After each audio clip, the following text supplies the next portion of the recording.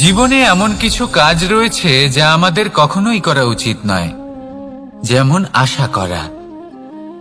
যদি আপনি আশা করেন আর আপনার আশা পূর্ণ না হয়, আপনি খুবই কষ্ট পাবেন। এবার আপনি যদি প্রতীক্ষা করেন, করতেই থাকেন, আর সেই ব্যক্তি যদি না আসে, তাহলেও খুব কষ্ট পাবেন। আর হলো তুলনা। আপনি যদি তুলনা করতে যান, তাহলে এটাই ভাববেন যে হয় আমি বা অন্য কোনো ব্যক্তি, এই দুজনের মধ্যে কোনো এক ব্যক্তি নিকৃষ্ট। আর এই ভাবনাটাই হলো অনুচিত। যদি আমরা কথা বলি সেই সব বিষয়ে যা আমাদের করা উচিত, যেমন পরীক্ষা। এই পরীক্ষা সবসময় আমাদের আরো সফল করে তোলে, আরো শ্রেষ্ঠ করে তোলে, আরো উৎকৃষ্ট করে তোলে। আসন্ন মহাসংগ্রামের জন্য আমাদের প্রস্তুত করে তোলে এই পরীক্ষা। তাই এই পরীক্ষার থেকে কখনোই পালাবেন না, এর সম্মুখীন হন। আর হলো কর্ম। কর্ম করা কখনোই বন্ধ করবেন না। তুলনা করার বদলে কর্ম করুন, প্রতীক্ষা করার বদলে কর্ম করুন, আর আশা করার বদলে কর্মই করুন। জীবন সফল হয়ে যাবে। দেখুন, সবার শেষে সত্যি বলতে এই কর্ম আর এই পরীক্ষা, এই দুই আমাদের জীবনকে সুখী করে তুলতে পারে। আসুন আর আমার সাথে ভালোবেসে বলুন, রাধা রাধা। মানুষ তার জীবনে শিক্ষা এবং প্রেম, এই দুই লাভ করে তার মাতা, পিতা এবং গুরুর কাছ থেকে। কিন্তু মানুষ সবথেকে বেশি ভালোবাসে নিজের মাতাকে, কারণ মাতা খুব নির্মল চিত্তে ভালোবাসে, শান্ত মনে আমাদের অন্তরে শক্তির সঞ্চার করে থাকেন, আমাদের উৎসাহ দেন, বলশালী করে তোলেন। ব্যাপারটা কিন্তু এমন নয় যে আমরা নিজেদের বাবা বা গুরুকে ভালোবাসি না, তাদেরকেও আমরা অত্যন্ত ভালোবাসি, শুধু ওনাদের কঠোর ব্যবহার দেখলে আমরা একটু ভয় পেয়ে যাই। এবার ওনাদের এই কঠোর ব্যবহার আমাদের ভালো না লাগলেও অত্যন্ত আবশ্যক, কারণ মাতার থেকে আমরা যে শক্তি লাভ করি তা যেন নিয়ন্ত্রণ হারিয়ে বিধ্বংসী না হয়ে ওঠে, আমরা যেন কোনো কুপথে না চলে যাই, আমরা কখনো যেন দোষ না করে ফেলি। শুধু সেই জন্য পিতা এবং গুরু একটু কঠোর হয়ে ওঠেন, এবং ওনাদের এই কঠোর আচরণ ভবিষ্যতে গিয়ে আমরা অবশ্যই বুঝতে পারি। জীবনে কিছু বছর আমরা এগিয়ে যাই আর তারপর আমরা বুঝতে পারি যে বাবা এবং গুরু আমাদের যথেষ্ট ভালোবাসতেন, কিন্তু ওনাদের ভালোবাসার বহিঃপ্রকাশ আলাদা। প্রয়োজনীয় হলো এটা দেখার, এটা বোঝার যে শুরু থেকে আমাদের প্রতি ওনাদের আচরণ কেমন ছিল। ওনাদের কঠোর হওয়ার পেছনে ওনাদের ভালোবাসাটা বোঝার চেষ্টা করুন, ওনাদের চিন্তাটা বোঝার চেষ্টা করুন, ওনাদের পথপ্রদর্শনের আড়ালে আপনার ভবিষ্যতের জন্য যে পরিকল্পনা ওনারা করেছেন সেটা বোঝার চেষ্টা করুন। তখন আপনারা বুঝতে পারবেন ওনাদের ভালোবাসাকে। আপনার মনের মধ্যে আপনা থেকেই ওনাদের প্রতি সম্মান জেগে উঠবে। নিজের পিতা এবং নিজের গুরু, এই দুজনের প্রতি কৃতজ্ঞতা প্রকাশ করুন আর আমার সাথে ভালোবেসে বলুন, রাধা রাধা। আমি অনেক সংখ্যক মানুষকে দেখেছি, তাদের কাছে অত্যাধিক জ্ঞান আছে, শিল্প আছে, ধন আছে, কীর্তি আছে, কিন্তু তারা এই সব কিছু নিজেদের কাছেই রাখেন, এই সমাজে বিতরণ করেন না। কারণ হলো ভয়। ওনাদের মনে হয় যে যদি আমি এই সব কিছু সমাজে বিতরণ করি, তাহলে সমাজ আমার শিল্প হোক, ধন হোক, জ্ঞান হোক, কীর্তি হোক, সবকিছু চুরি করে নিয়ে যাবে, আর তার বদলে আমি কিছুই পাবো না। এটা কিন্তু সত্য নয়। সত্য হলো এটাই যে যদি আপনি নিজেকে এই সংসারের প্রতি সমর্পিত করেন, তাহলে এই সংসার আপনার প্রতিও সমর্পিত থাকবে। আপনি শুধু ধন, জ্ঞান, কীর্তি, সম্মান পাবেন তাই নয়, বরং এই সমাজ আপনাকে নিজের চোখে হারাবে, মনের মধ্যে স্থান দেবে। তাই এই ভয় ত্যাগ করে দেখুন কিভাবে এই সমাজ আপনাকে প্রেম সমর্পণ করে।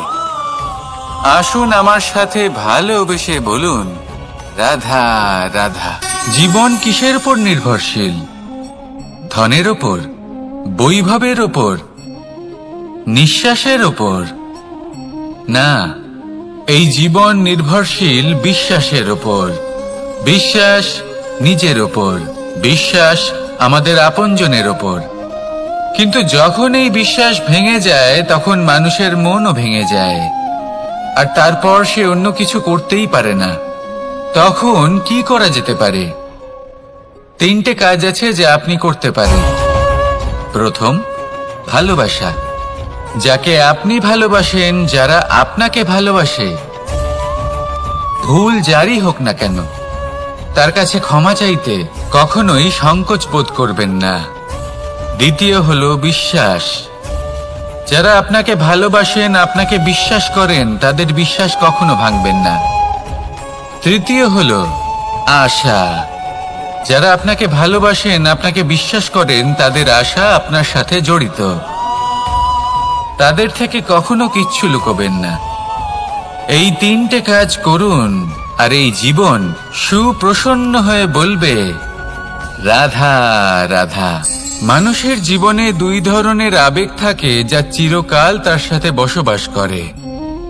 প্রথম, স্বপ্ন। দ্বিতীয়, অজুহাত। মানুষ হাজার হাজার স্বপ্ন দেখতে পারে। আমাকে এই কাজ করতে হবে, আমাকে ওখানে ঘুরতে যেতে হবে, আমার জীবনে এই অসম্ভব কাজ বাস্তবায়িত করে দেখাতে হবে, আদি ইত্যাদি। এবার ঠিক যেমন স্বপ্ন দেখেন, সেইভাবে অজুহাতও খুঁজে নিয়ে আসেন। আমি এই স্বপ্ন পূরণ করতে পারলাম না, কারণ আমাকে কেউ সাহায্যই করল না, কারণ আমি দুর্বল হয়ে পড়েছিলাম, কারণ আমার কাছে সময়ই ছিল না, আদি ইত্যাদি। এবার সাফল্য এবং অসফলতার মাঝখানে এই ধরনের সংঘর্ষ হতে থাকে। সাফল্য তখন লাভ করা সম্ভব যখন আপনার স্বপ্ন আপনার অজুহাতের থেকে অনেক বড় হয়, আর অসফলতা তখন পাবেন যখন আপনার অজুহাত আপনার স্বপ্নের থেকে অনেক বড় হয়। আপনি যদি সাফল্য লাভ করতে চান, তাহলে চেষ্টা করতে থাকুন, পরিশ্রম করুন। যদি অসফল হন, তাহলে ভয়ভীত হওয়ার কোনো প্রয়োজন নেই। নিজের ভুল বুঝুন, তাকে শুধরে নিন, আবার চেষ্টা করুন। কিন্তু যদি নিজের জীবনে অজুহাত নিয়ে আসেন, তখন স্বপ্ন কখনো পূরণ হবে না। আসুন আমার সাথে ভালোবেসে বলুন, রাধা রাধা। ভয়ের সাথে আমরা সবাই পরিচিত, কষ্ট আমরা সবাই পেয়েছি। কখনো কখনো আমরা অসুস্থ হয়ে পড়ি, আর এমন সময় হলে মাতার মমতা, কখনো বাবার স্নেহ, কখনো বন্ধুদের পাশে থাকার অনুভূতি আমাদের রোগ নিরাময়ে সাহায্য করে। কখনো যদি আমরা নিরাশ হয়ে পড়ি, তখন যদি আমাদের কোনো আপনজন আমাদের 2টো ভালো কথা বলে, তখন আমাদের মনোবল বেড়ে যায়। ঠিক তেমন সংসারের এই রঙ্গমঞ্চে যদি আপনি পীড়িত অনুভব করেন,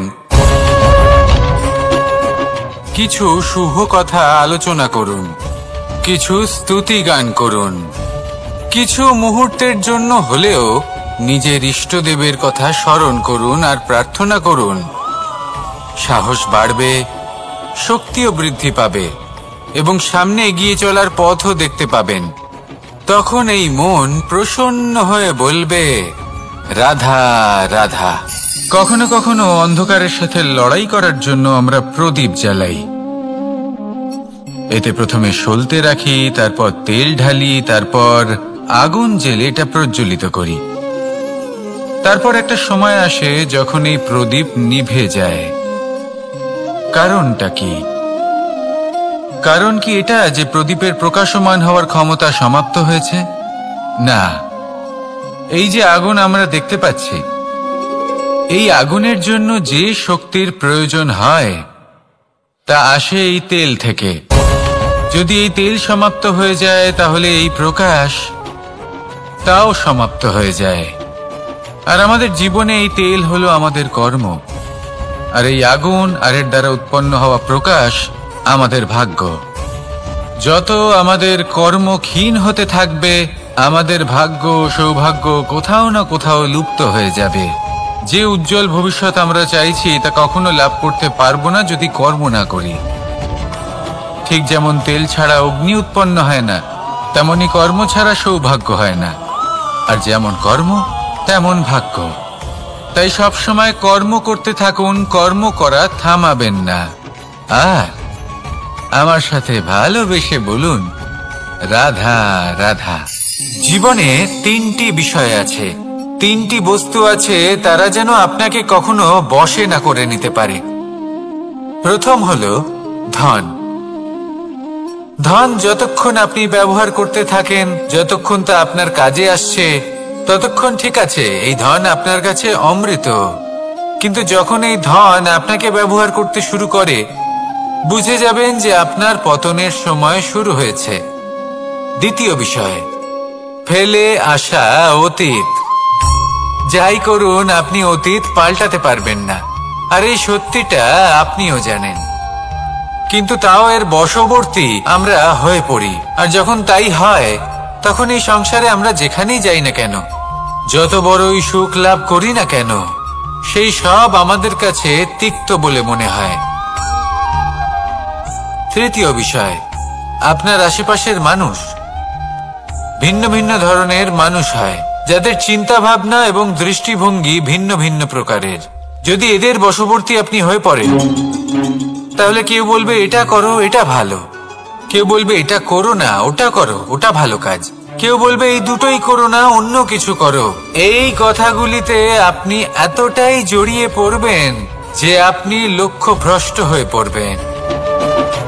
তাই এই তিন বিষয় থেকে সাবধানে থাকবেন। যদি কোনো কিছু বশ করতে হয়, তাহলে আপনাকে বশ করতে হবে আপনার আজকে, নিজের বর্তমানকে। এটা খুব প্রয়োজনীয়।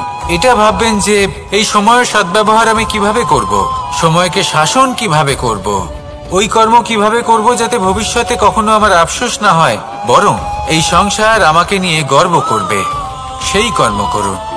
আর যখন আপনি এটা শিখে নেবেন, তখন আপনি নিজেই নিজেকে প্রকৃত অর্থে ভাগ্যশালী করে তুলবেন। আসুন আমার সাথে ভালোবেসে বলুন, রাধা রাধা। অনেক সময় আমরা কারোর নীরবতাকে তার দুর্বলতা ভেবে বসি। হতেই পারে সেই ব্যক্তি উত্তর দিতে চাইছেন না, হতে পারে অন্য কোনো কারণ আছে যা আমরা বুঝতেই পারছি না। সেই জন্য তাকে দুর্বল ভেবে নেওয়া অনুচিত। দেখতে গেলে এই বিশাল সমুদ্র এও কিন্তু নীরব, শান্ত হয়। কিন্তু যখন সে রুদ্র মূর্তি ধারণ করে, তখন কি হয়? সমগ্র সংসারকে বিনাশের পথে নিয়ে যায় এই সমুদ্র, প্রলয় সৃষ্টি করে। সেই জন্য কারো সহ্য শক্তিকে দুর্বলতা বলে মনে করবেন না। কারণ যদি এই নীরবতা নিজেকে ভেঙে বেরিয়ে আসে, তাহলে তা বিনাশের সমস্ত সীমা পার করে যেতে পারে। তাই এই নীরবতাকে সবসময় বুঝুন, সবসময় একে সম্মান করতে শিখুন। আর আমার সাথে ভালোবেসে বলুন, রাধা রাধা। কখনো কোনো চাতক পাখিকে দেখেছেন? কথায় আছে যে বছরে মাত্র একবার সে তার তৃষ্ণা মিটিয়ে থাকে, আর তাও আকাশে ভেসে থাকা মেঘের দ্বারা ঘটানো বৃষ্টির জলের ফোঁটা থেকে। আর কোথাও থেকে সে তার তৃষ্ণা পূরণ করে না। সারা বছর সে নিদারুণ গরম সহ্য করে, তীব্র শীতও সহ্য করে, শুধু এই আশা নিয়ে যে বছরে একবার অন্তত সেই মেঘের ঘন ঘটা হবে, বৃষ্টি হবে, আর সে তার তৃষ্ণা নিবারণ করবে। এটা আসলে কি? এটা আসলে বিশ্বাস।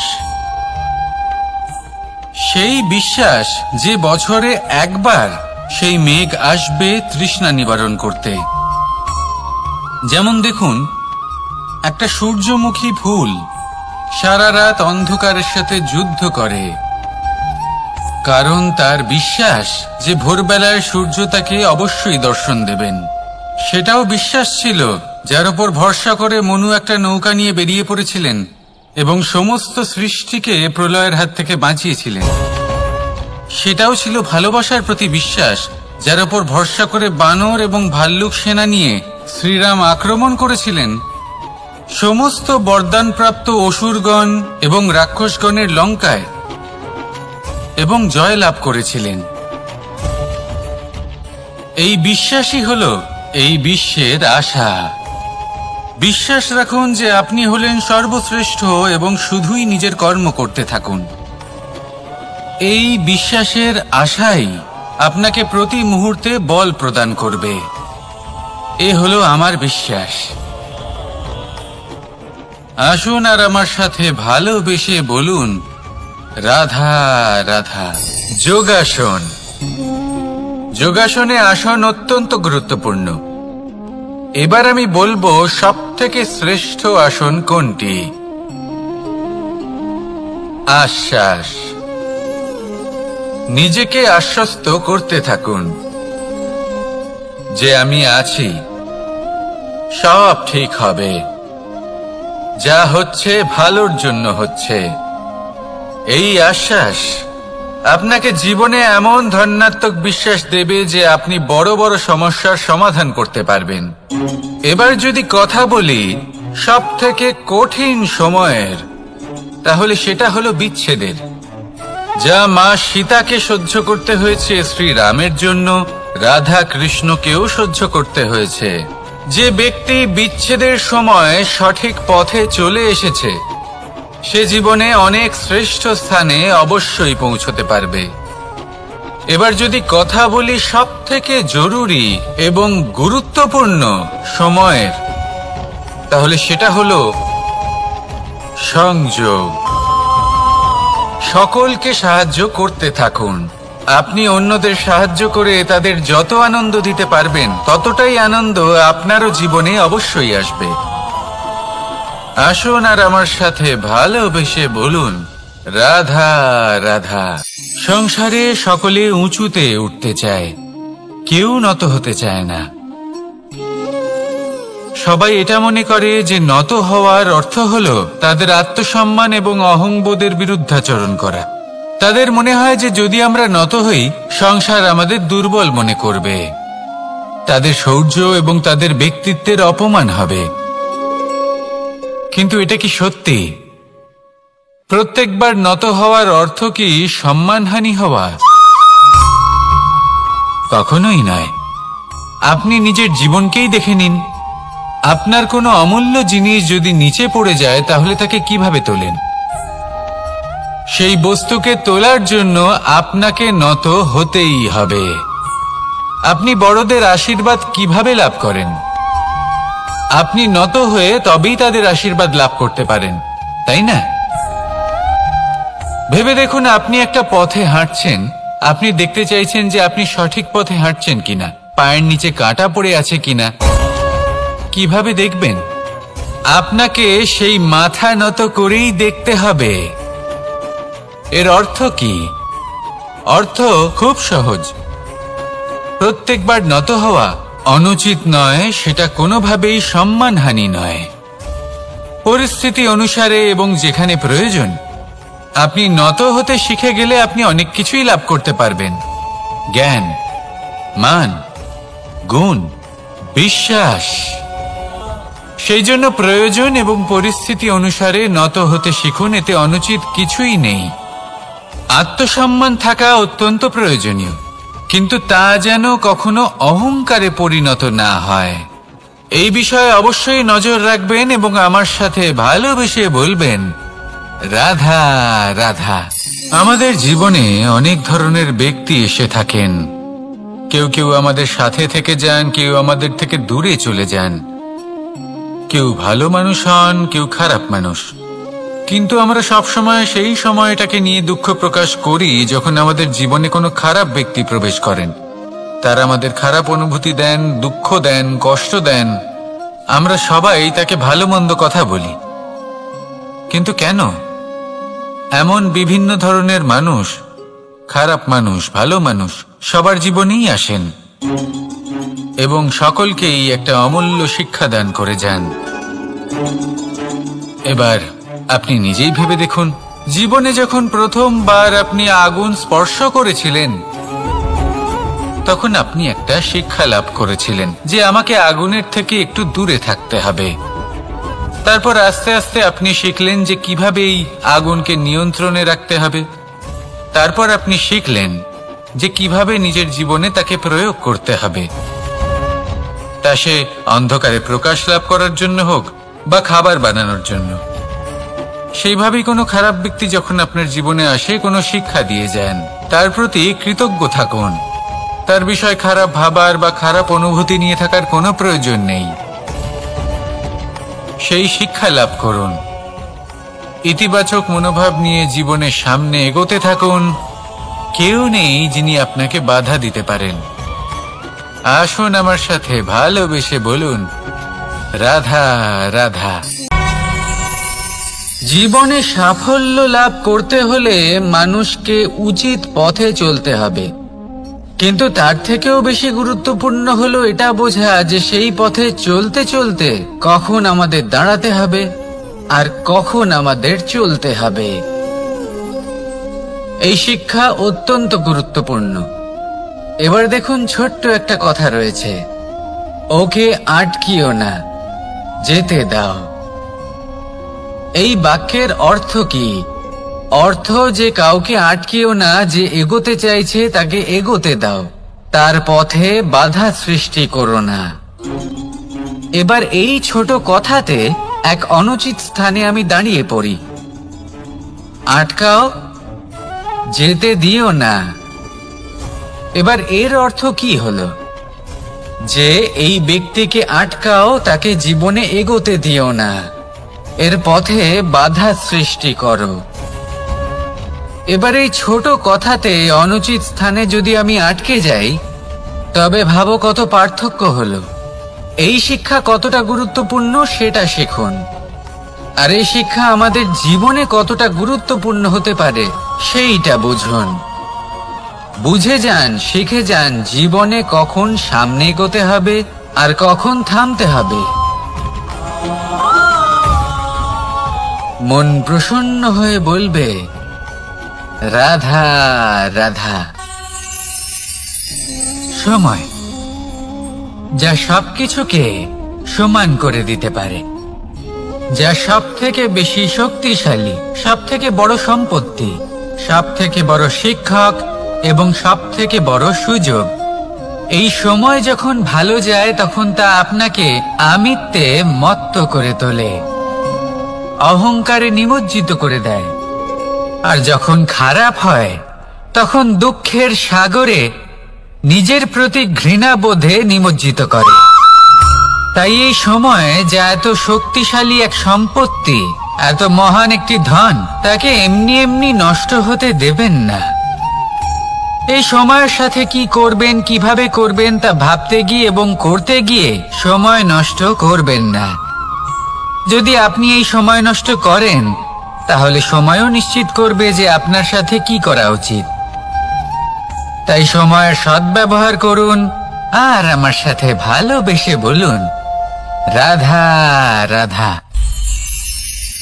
আপনারা সবাই একটা গাছের পাতাকে দেখুন, যতক্ষণ পর্যন্ত গাছের সাথে মানে গাছের ডালের সাথে জুড়ে থাকে সে সবুজ থাকে, বাতাসের সাথে সে নড়তে থাকে।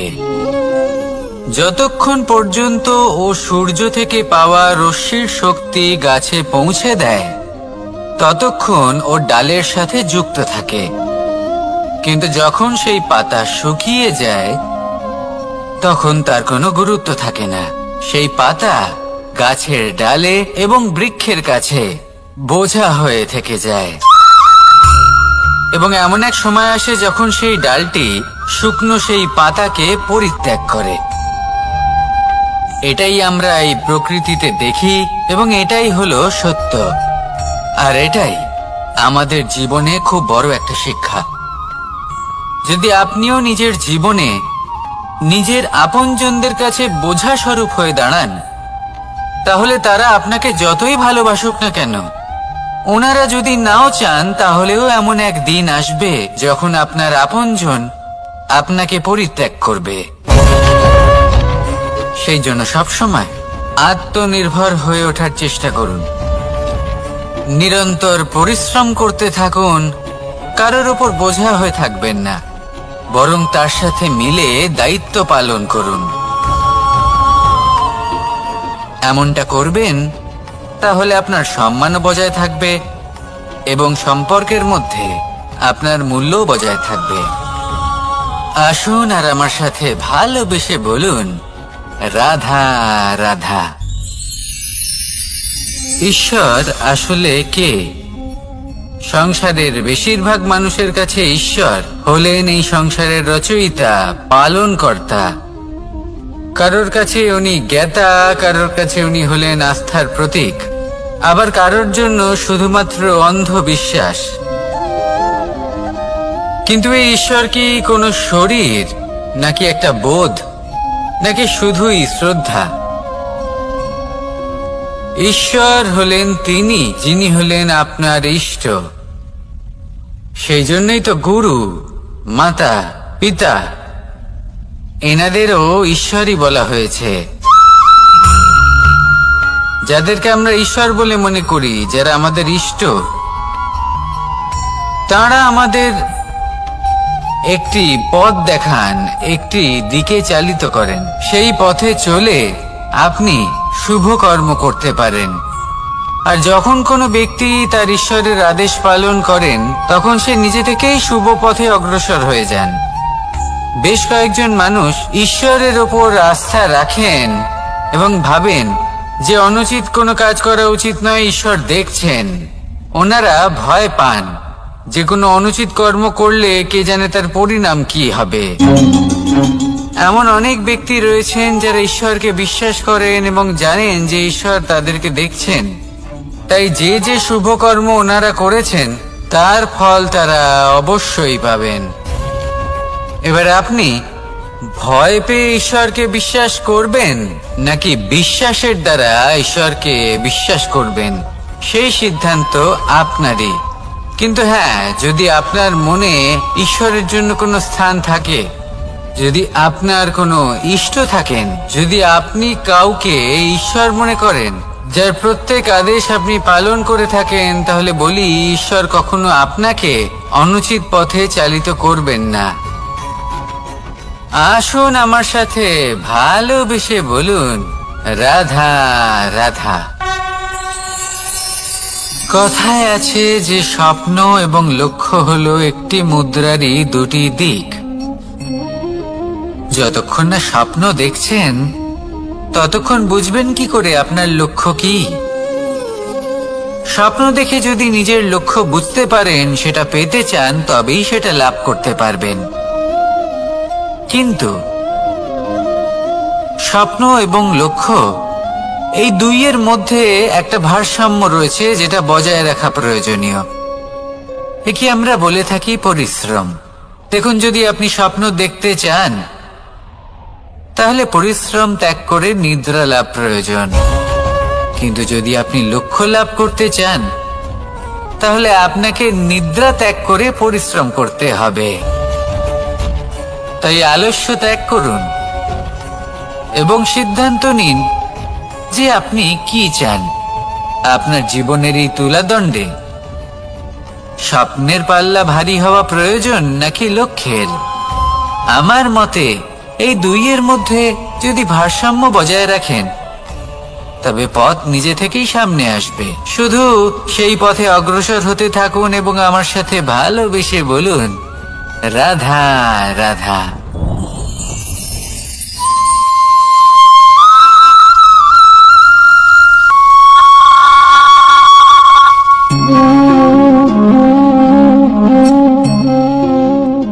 মোহনের বাঁশির এই সুর, এই সঙ্গীত কার না পছন্দ হয়? সবারই খুব ভালো লাগে। এবার এই সুর আসে কোথা থেকে?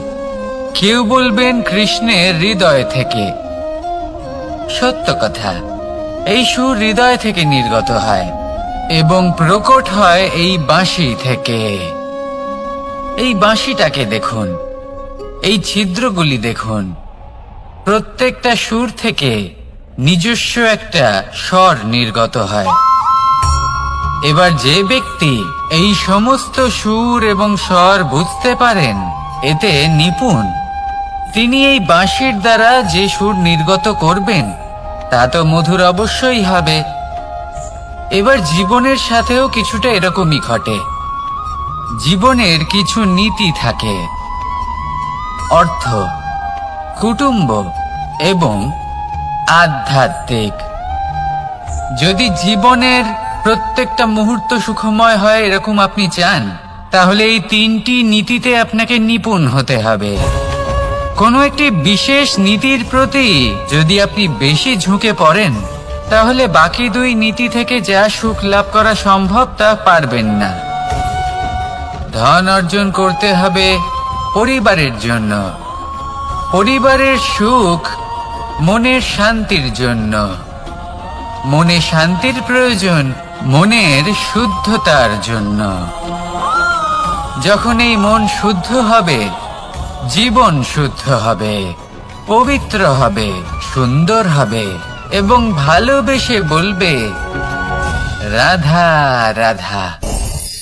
আমি রথে যাত্রা করি, তাতে বারবার পথে থামি আর দেখি যে আমি অনুচিত দিকে যাচ্ছি না তো, আমি উচিত পথেই যাচ্ছি তো। কারণটা কি? কারণ হলো যাতে আমি পথভ্রষ্ট না হয়ে যাই। জীবনযাত্রাতেও এটাই প্রয়োজন। জীবনযাত্রায় ভোগ বিলাসের পথে হারিয়ে যাওয়া খুব সহজ। বারবার থেমে আপনাকে দেখতে হবে, নিজেকে কিছু প্রশ্ন করতে হবে। আমি কি আজ সেই কর্মই করছি যেটা আমি করতে চেয়েছিলাম? আমি কি আজ সেই জীবন যাপন করছি যেমন আমি যাপন করতে চেয়েছিলাম? যদি এই প্রশ্নগুলোর উত্তর হ্যাঁ হয়, তাহলে এগোতে থাকুন, নয়তো থেমে যান এবং বিচরণ করুন। মনে রাখবেন, এই সংসার অত্যন্ত জটিল আর এতে হারিয়ে যাওয়া অত্যন্ত সরল। সেই জন্য নিজে থেকে বারবার থামা এবং জীবন চিন্তন করা অত্যন্ত আবশ্যক। তাহলে সেটাই করুন আর আমার সাথে ভালোবেসে বলুন, রাধা রাধা।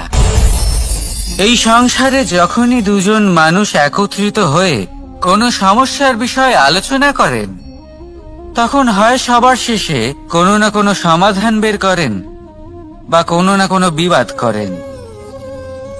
এই বিবাদ হলো মনুষ্য জীবনের সব থেকে বড় ঝামেলা, সব থেকে বড় সমস্যা। ভেবে দেখুন, এই বিবাদ কেন হয়? তখনই হয় যখন বার্তালাপ ঠিকমতো হয় না। আর বার্তালাপ ঠিকমতো কেন হয় না? কারণ বেশিরভাগ সময় মানুষ একটাই ভুল করে বসে। সামনের মানুষের কথা শোনেন, কিন্তু তার উত্তর দেবার জন্য, তার কথার মর্ম বোঝার জন্য নয়। কিন্তু যেদিন থেকে, যে মুহূর্ত থেকে আপনি এটা শিখতে শুরু করে দেবেন যে আমি অপরের কথা শুনব, কিন্তু সেটা বোঝার জন্য, তাকে উল্টে জবাব দেবার জন্য নয়, সেদিন থেকেই বিবাদের সমাপ্তি ঘটবে আর বার্তালাপ স্পষ্ট হয়ে যাবে। দেখুন, হয় সামনের মানুষের কথা বুঝতে শিখুন বা নিজের বক্তব্য ভালোভাবে সামনের মানুষটাকে বুঝিয়ে বলুন। বার্তালাপ নাকি বিবাদ, আপনি কোনটা চান? সিদ্ধান্ত আপনার। আসুন আর আমার সাথে ভালোবেসে বলুন, রাধা রাধা। কাম, তৃতীয় পুরুষার্থ। এবার অধিকাংশ মানুষই কাম বলতে বিলাসিতা, বাসনা, লালসা মনে করে ফেলে। আসলে এমন কিছুই নয়। কামের বাস্তবিক অর্থ কি? কামের বাস্তবিক অর্থ হলো কামনা। প্রতিটা ব্যক্তি, প্রতিটা মানুষ, প্রতিটা জীব এই সংসারে কোনো না কোনো বিশেষ কারণে আসে। সেই কারণকে পূর্ণ করার জন্য কর্ম করাকে কাম বলে। এখন সেটা সবার জন্য ভিন্ন হতে পারে। কারোর কাছে সেটা জ্ঞান অর্জন করা হতে পারে, আবার কারোর কাছে নির্মাণ করা হতে পারে। কারোর জন্য পরিবারকে সঞ্চালন করা হতে পারে, আবার কারোর জন্য এই সংসার থেকে পাপ দূর করা হতে পারে। কিন্তু সবথেকে গুরুত্বপূর্ণ হলো যে মানুষ যেন নিজের কর্ম ঠিক করে করে, সম্পূর্ণ যত্ন নিয়ে করে। তৃতীয় পুরুষার্থ মানে এই কাম। এটার অনুচিত অর্থ নিজেকে বোঝানো মানেই সমগ্র জীবনকে অর্থহীন করে দেওয়া। তাই প্রেম দ্বারা আপনার এই সংসারে আসার কারণটাকে অনুসন্ধান করুন, আর এই প্রেমের সাথেই বলুন রাধা রাধা। প্রেম 2.5 অক্ষর, মাত্র 2.5 অক্ষরের এই শব্দ প্রেম, এর মধ্যে ত্রিলোকের এবং সমগ্র ব্রহ্মাণ্ডের বীজ নিহিত আছে। এমন কি আছে যে এই প্রেম করতে পারে না? যেখানে শক্তি এবং বিদ্যা প্রয়োগ করে আপনি কিছুই করতে পারবেন না, সেটাও প্রেম দ্বারা অর্জন করা সম্ভব। প্রেম চাইলে পাথরেও ফুল ফোটাতে পারে। প্রেম চাইলে ন্যাড়া পাহাড়ের বুক চিড়ে নদীপথ তৈরি করতে পারে। চাইলে নিরক্ষর ব্যক্তিকে সংসারের শ্রেষ্ঠ জ্ঞানী করে তুলতে পারে। শুধুমাত্র এই প্রেমের জন্য সবার দুষ্টু কানাই ঘনশ্যাম হয়ে উঠেছিল। শুধুমাত্র এই প্রেমের টানেই ত্রিলোকের স্বামী দ্বারকাধীশ নির্ধন সুদামার পদসেবাও করেছিলেন। এই প্রেম হলো সংসারের সবথেকে বড় শক্তি। এই সংসারের আধার হলো প্রেম। এমন কিচ্ছু নেই যা এই প্রেমের পক্ষে সম্ভব নয়। যেখানে বিদ্যা এবং শক্তি সাহায্য করতে পারে না, সেখানে এই প্রেম আপনাকে জয়ী করে দিতে পারে। তাহলে আসুন আর আমার সাথে ভালোবেসে বলুন রাধা রাধা। আমরা যখনই কোনো যাত্রায় যাব বলে মনে করি, তখনই আমরা প্রস্তুত থাকি আসন্ন বিপদের জন্য বা সংকটের জন্য। যেমন যদি আমাদের মনে হয় যে আজকের পরিবেশ খুব ঠান্ডা হবে, তাহলে আমরা গরম বস্ত্র ধারণ করি বা সেটাকে সাথে নিয়ে যাই। যদি মনে হয় যে বৃষ্টি হতে পারে বা বৃষ্টি হয়ে চলেছে, আমরা দেখছি, তাহলে আমরা একটা ছাতা সাথে নিয়ে নিই। আমরা প্রস্তুত থাকতে চাই এবং এটাই উচিত, এবং সেই কারণেই আমরা যাত্রায় সাফল্য লাভ করি। কিন্তু যদি আমরা কথা বলি জীবনযাত্রা নিয়ে, যা কিনা সব থেকে বেশি গুরুত্বপূর্ণ, তাহলে তার জন্য আমরা পূর্ণরূপে প্রস্তুত থাকি না। আশেপাশের মানুষ, এই সমাজ, আমাদের সাথী, আমাদের মিত্ররা যে কোনো মুহূর্তে বদলে যেতে পারেন। সেই জন্য আমরা নিজেদেরকে কখনো সাবধান করি না, কখনোই নিজেদের প্রস্তুত করি না। আমাদের এটা কখনোই মনে হয় না যে এরকম হতে পারে, আর সেই কারণেই শেষে গিয়ে আমরা অত্যন্ত দুঃখ পাই। একটা অমূল্য শিক্ষা আছে যেটা আমাদের লাভ করা উচিত। সতর্ক থাকা উচিত। এই জীবনযাত্রার জন্য শুধুমাত্র এই পরিবেশের বিষয়ে তথ্য সংগ্রহ করা বা তাকে অনুমান করা, এটুকু হলেই চলবে না। আমাদের আশেপাশের মানুষজনকে দেখতে হবে, তাদের স্বভাব পরিস্থিতির ওপর নজর রাখতে হবে। যখন তারা রং পাল্টাচ্ছেন, নজর রাখতে হবে। তা অত্যন্ত আবশ্যক। পরিবর্তন আপনার জীবনে অবশ্যম্ভাবী। সঠিকভাবে তার সম্মুখীন হন। আসুন আমার সাথে ভালোবেসে বলুন রাধা রাধা। আপনি এটা শুনে থাকবেন যে ছোট্ট একটা বালক, সে ঈশ্বরের প্রতিরূপ হয়। কিন্তু এমন কেন বলা হয় তা কি আপনি কখনো ভেবে দেখেছেন? আমি আপনাকে বলছি, কোনো একটা ছোট্ট বালককে দেখুন। সে কি করে? সকলকে সমান চোখে দেখে। ওর মনে না কোনো ছলনা রয়েছে, না কোনো কপটতা, না অহংকার রয়েছে, আর না কোনো বিষয় নিয়ে কোনো চিন্তা। সকলকে সে সমান চোখে দেখে আর নিজের মধ্যেই প্রসন্ন থাকে, সকল বিকার থেকে মুক্ত। এগুলোই তো সেই গুণ, সেই বালকের মধ্যে, যা হলো ঈশ্বর স্বরূপ। এবার ভেবে দেখুন, যদি প্রত্যেকটা মানুষ এই ছোট বালকের মতো সেই সব গুণ নিজের মধ্যে জাগ্রত করে তোলে, তাহলে কি হবে? তারাও ঈশ্বর তুল্য হয়ে উঠবে। তাই আপনিও এটাই করুন, নিজের মনকে বিকার মুক্ত করুন সেই ছোট্ট বালকের মতো। মনের মধ্যে না কোনো চিন্তা রাখবেন, না মোহ, না ক্রোধ, না কোনো রকমের ছলনা বা কপটতা। সবাইকে সমান চোখে দেখুন আর নিজের মনেই প্রসন্ন থাকতে শিখুন। এই মন প্রেমময় হয়ে বলবে, রাধা রাধা।